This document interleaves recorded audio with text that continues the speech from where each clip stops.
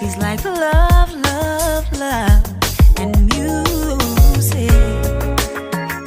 La la la, love, love, love, love, love, and music. Love, love, love.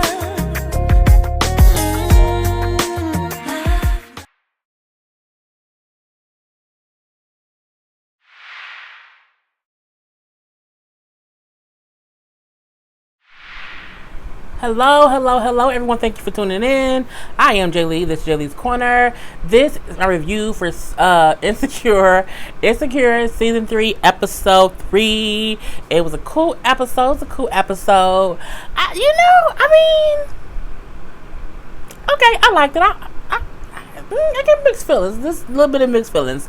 If you have not done so already, please take a moment to subscribe to my channel. Do not forget to be an active subscriber, which means come in, watch videos, watch other videos, share the videos, like the videos, comment in the comment section, please and thank you. Okay, and do not forget, I also have my hoodies available just in time for the upcoming fall weather, which is on its way. I'm telling y'all, it's on the way. So get you a worry about the business that pays you hoodie. Okay, it is on the Teespring website. The link is in the description box below. You can also get one of my t-shirts there. I also have a mug there. Okay, so go ahead. I have a male version and a female version. It comes in different colors. Okay, it comes up to a size 5X. Okay, go ahead and get your hoodie or your t-shirt or your mug. Okay, do that. Thank you very much.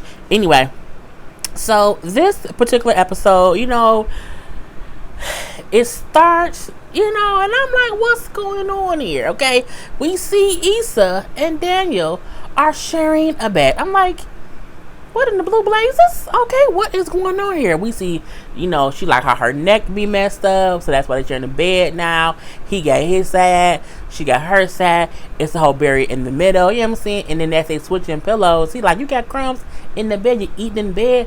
Well, the heart wants what the heart wants, Daniel. Well, what does the heart want, Issa? What does it want, Issa? Okay, and then out the blue, they kissing and hugging and doing things. I'm like, wait a minute. Y'all fucking now? I missed a whole lot that went on. What's going on? Okay. I'm like, Lord Jesus. You know what I'm saying? At that point in time, she was getting some head. Getting some. I'm like, she really out here ludicrous and shining.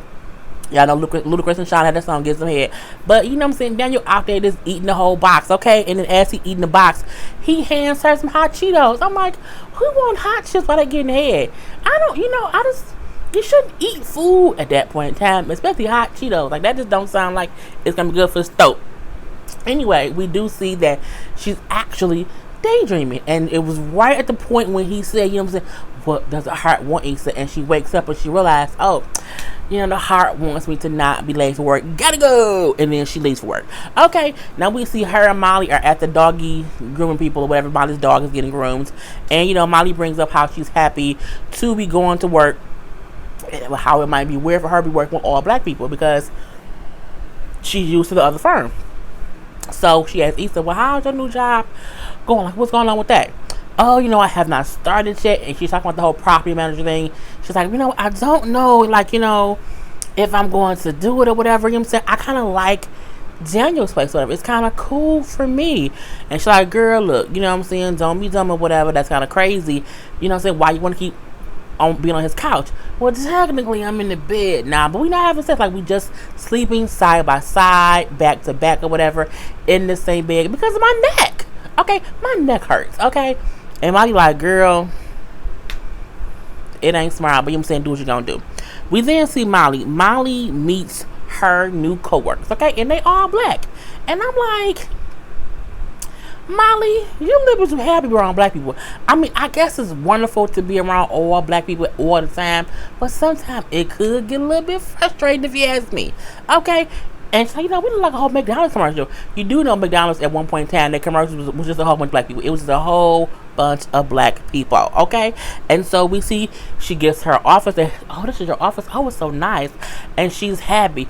And she does a whole little shimmy in her office by herself or whatever.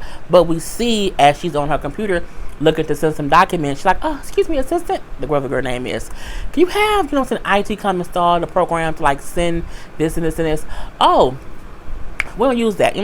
We just use a whole courier. So and so comes here, they carry stuff. It can be this time, and this time, or whatever. You know what I'm saying? We just do that. Like we could do PDF stuff, but that takes too long. You have to encrypt it, and it's just a whole bunch of stuff that really is easy to do and it's more efficient. And Molly's like, you know what? Okay, at my last job, at my prior firm, we did it this way because it was much faster. But I guess I just had to get acclimated.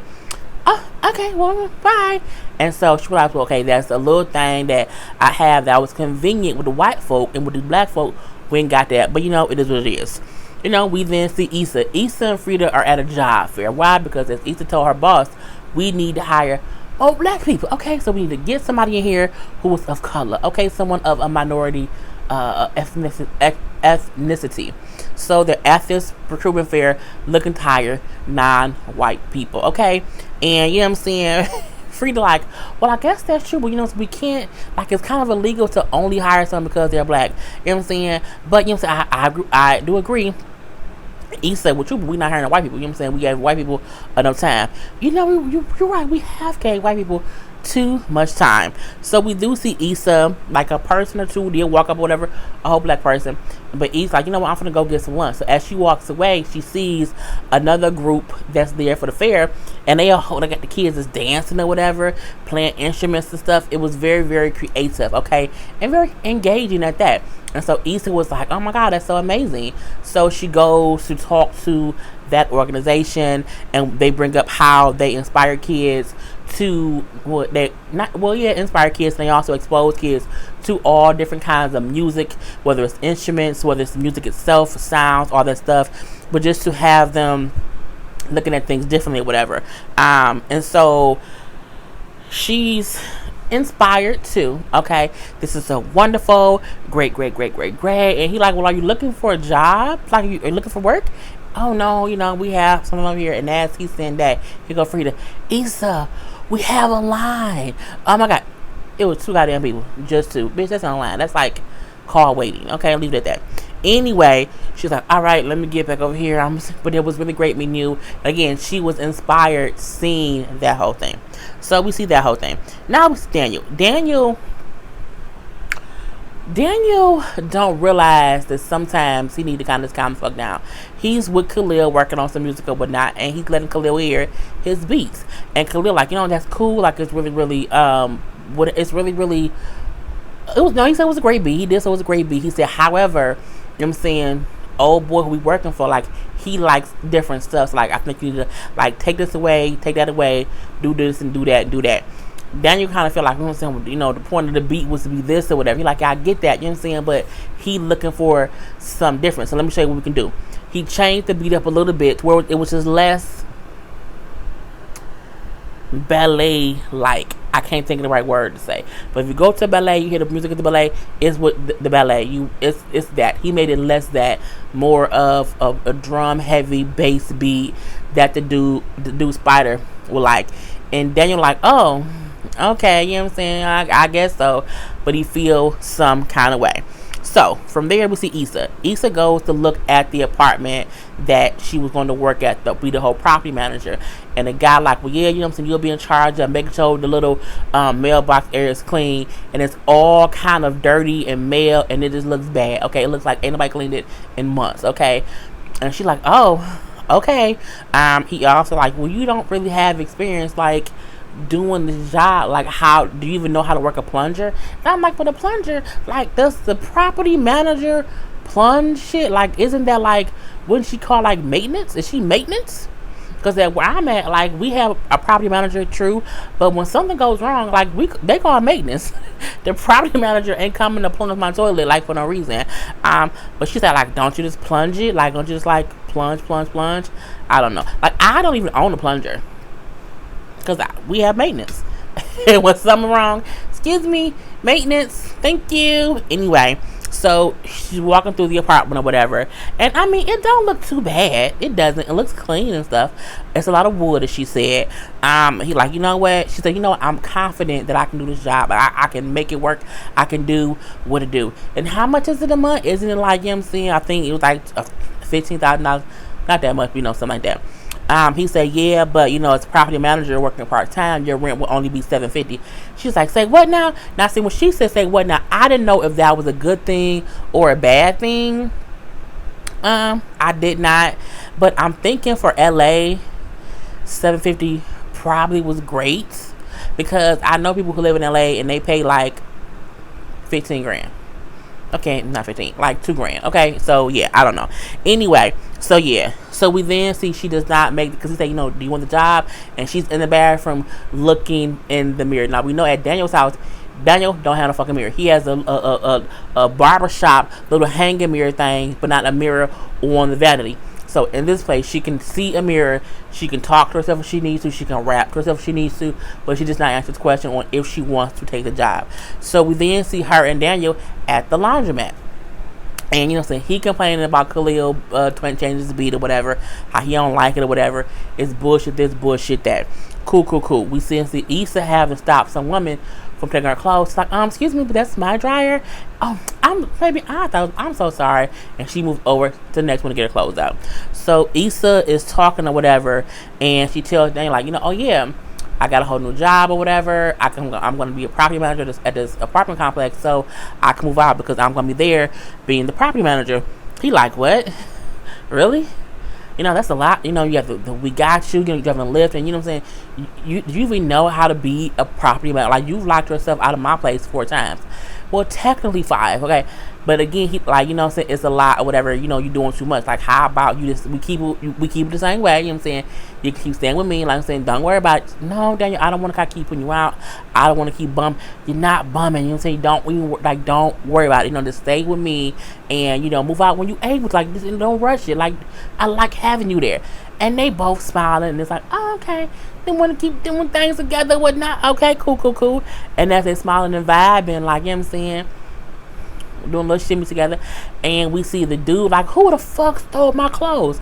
The lady who was trying to take Issa clothes took his. She's a goddamn laundry thief. Okay, are laundry thieves real? Because sometimes here I go to my laundromat and I would go, because mine is close to my apartment complex.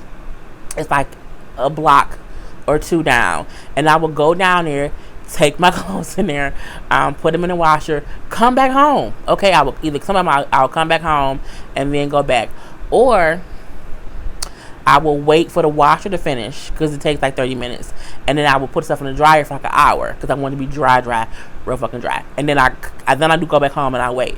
I wonder if anybody, because I be missing stuff sometimes. I'm looking for a dress right now. I don't know the dress. I got it. Anyway, I have luckily never dealt with laundry thieves. But I'm like, damn, that can really happen. Kind of crazy. So we do see Molly at her office, and she realized that they use her office, like literally her office, for storage space. She walked in. She's like, what's going on? Like, I thought these files were going to go to the storage office. And they're like, well, your office, that was storage. So, you know what I'm saying? She's like, oh, well, at my last firm, you know what I'm saying, we use off-site storage. He's like, oh, well, not here. Like, eventually, you know what I'm saying, you'll figure out it's kind of convenient.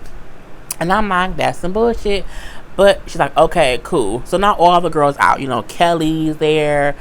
Tiffany is there. Of course, Issa and Molly. And we see Tiffany is pregnant. And she's like, I know you guys have a whole text group without me because I'm going to be a mom now. But whatever. It's fine. And then we see that Molly is basically complaining about her whole issues at work. So we don't use couriers, and we don't have a courier thing, you know what I'm saying? They use my office for the office space, you know what I'm saying? I have to log my own billable hours by hand. It's a bunch of bullshit. Like, I did not have to deal with that at my last firm. It's like I got a demotion.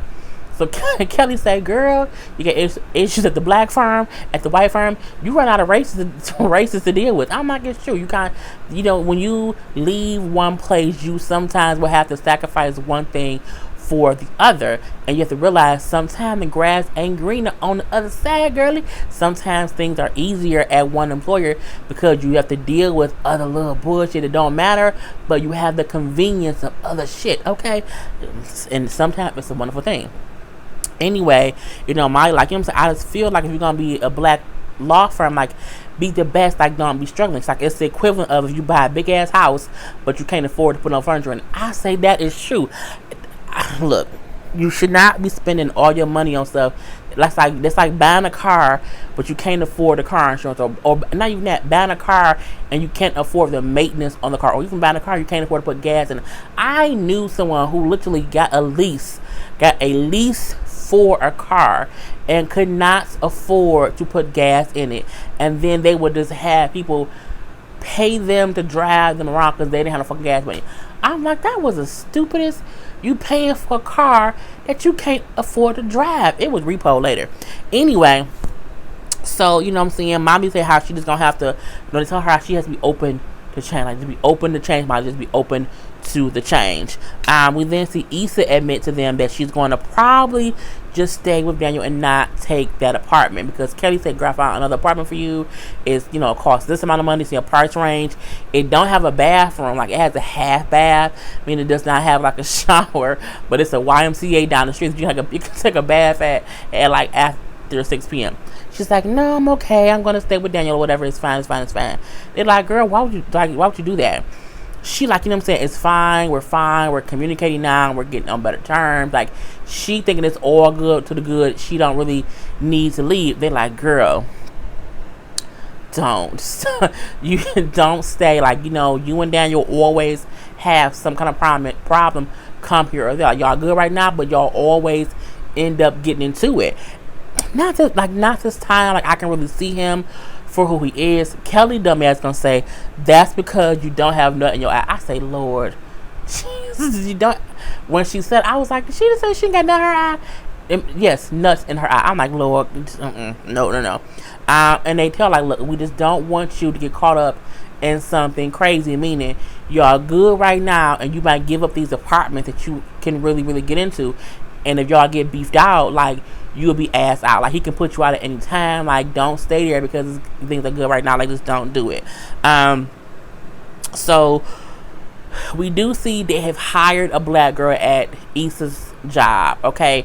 And it's Issa, Frida, and the new black girl or whatever. And at first it's a little awkward, you know what I'm saying? Because Frida like, "Oh yeah, we have I actually was talking, and when Issa started saying like five, what was about five something? I can't remember, but when Issa cracked a couple jokes, that good thing coming five, like 5 fingers, 5 guys. I'm like, what? I was like, okay, anyway. So Frida then leaves to get the boss to talk, but black girl say, "Hey, how is it working here? Like, so how do you like it?" "Oh, it's good. You know what I'm saying? It's cool, whatever, good, bad, and indifferent or whatever. But I like it here." "Oh, okay, but how is it like for you here?" Get me? Meaning, as a black girl, like, how does all these white people folks treat you? And that is like, people of other races may not get that, but that's a real concern when you are a minority black person and you're at a predominantly white place. Like, how do they treat the black people here? Like, I wish there was a way that you can easily ask that question to other black people, but you have to usually wait to see what black person is cool enough for you to ask that question for it not to get back to the white folks. So I feel like the black girl should have not asked Issa that, because how does she know if Issa was a safe black girl? Okay, but Issa was. Anyway, we know that, you know how they are, you know what I'm saying? But it's cool, it's fine, I like it here. Okay, well, how long have you been working here? "Oh, 5 years. She thought, "Oh, okay. You must really like here, because again, 5 years is a long time to be somewhere if you don't like working there." Okay, and when she said, "Oh, you must be like working here," that's when Issa realized, well, damn, I've been here 5 years. I don't like working here, but I still work here. It doesn't make any sense, right? Because 5 years is a long goddamn time. So when she gets back to her desk, she's on the website looking at the other place that she was talking to the man at the job fair, because she's like, I thought that was amazing. I was inspired by them. I'm like, should I go look at them? Because again, I've been here 5 years and I'm not fucking happy, and I'm just basically nowhere here, basically. So we see Molly at her perform again, and she's there at a big meeting, and one guy isn't there. And she's like, "Oh, is he like on color? Like, is he on TV time? Like, is he just late or whatever?" And they're like, "No, he takes the call first, and he comes here after we've started." And then they crack a joke and say, "At her last firm, they must always be on time." And everyone else starts laughing, meaning she don't realize how often she said to them about something or another how things worked at her last firm, meaning you so worried about how things went there that you kind of dogging us, but the joke on you is we laughed at you because you don't get that you're somewhere else and you keep saying shit. So at that point she kind of felt like, oh shit, like, bitch, I'm the butt of a joke. Yes you are, absolutely. And I feel like she felt a little stupid, okay, a little stupid as Molly. Anyway, we see Daniel at his studio, whatever, with old boy Cleo, and the artist guy Spider comes in, and Daniel plays his version of the song for him. And when Khalil hear it, he like, what the fuck? So he's upset. He don't say anything, but he look at Daniel like, this is some bullshit. And Daniel look at him like, nigga, I got you. And Spider does like the track. Okay, he does like it. And then Khalil then says, yeah, but we had two versions, right, Daniel? Which makes Daniel have to play his version of the track. And Spider then said, you know what? Damn, that's hot too. I like them both. I don't know what to do. And then Khalil said, well, don't even worry about it, man. I got more beats for you. Meaning, fuck that whole beat, bruh. Fuck that whole beat, because again, he felt like Daniel should not have played his own beat. I feel like Daniel should have said, like, you know what I'm saying, man, look, I want to play them both to see which one he likes, because I really like my beat too. So let's just see what we can do. The issue was he did it trying to be slick. You know what I'm saying? And that's why Khalil had an issue with it. So he and Issa are on like a little thank you dinner, because Issa take Daniel out for a thank you dinner for allowing her to stay living with him. And so, but she then say, surprise, I'm going to take the property manager position, so I'm gonna be moving out. And he like, really? Fine, whatever. She's like, no, it's okay, because we can still work on things, like see how things go. Like, you know what I'm saying? Keep working things out and whatnot. And again, he just seemed like he's in a badass mood. So she's like, you've been acting funny all day, like all night. Like, what's wrong? Like, is it me?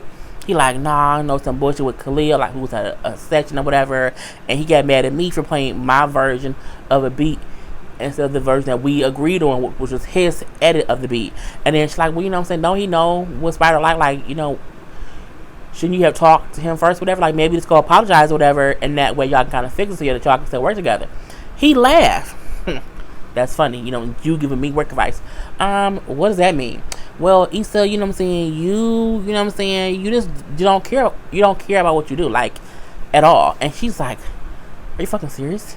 He like, look, you know what I'm saying, you all over the place, whatever. I'm always saving you from something.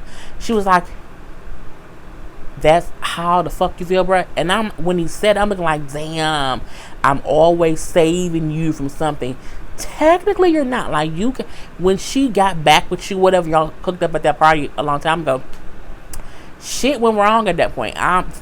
Issa has not went up since fucking with you, bruh. She hasn't. Like, she lost her man, lost her apartment, got demoted at her job. Like, I mean, you was not saving her from shit. I mean, of course, you saved her from having to be homeless now, but you do kind of her and Lawrence could have still been a whole happy couple, but no, you came along and made her cheat. Well, not made her cheat, but helped her cheat, and then it's the whole thing. Anyway, I like how she's like, I can't believe that's how you like you save people shit, and I don't care about what I do. I'm like, that was a whole ass line. It was very, very like bullshitty, if you ask me. Anyway, they both been in bed. Okay, they laying in bed back to back, and he like, you know what I'm saying, you got work in the morning. My alarm set. East. I'm sorry. You know what I'm saying? I didn't mean what I said. I was upset about the whole Khalil thing. Yeah, that's fine. I know. Whatever. And again, they still back to back. He then turned over, put his arm on her, and kiss her arm. He like lifted her shirt up and kissed her arm. I'm like, is she dreaming? What's going on here? She then turned to him, and then they kissing. I said, wait a minute, this shit real. Like, it's just, it's not a false alarm. And then, you know what I'm saying, they kiss him more and more and more. And then all of a sudden, it's the whole Jody and Yvette, you know what I'm saying, whole baby boy moment. I did some bullshit. You mad at me. Let me eat your box and make you feel better. I was like, if he passed it, got them Cheetos, it's some bullshit. But, you know what I'm saying, when he then said to her, is it good to you? She remember, damn, this ain't what we should be doing. And she then stops him. She stops him when he was because he was already doing it. Okay, she was already enjoying it. Okay, he was in there, and we can't do this. You know what I'm saying, this is, you know what I'm saying, this doesn't feel right. And so he come up for air, and he get beside her. You know what I'm saying, okay, and then he land on one side, she land on the other, and this is awkward as hell. And then it goes off. I'm like, bitch, look. I mean, look.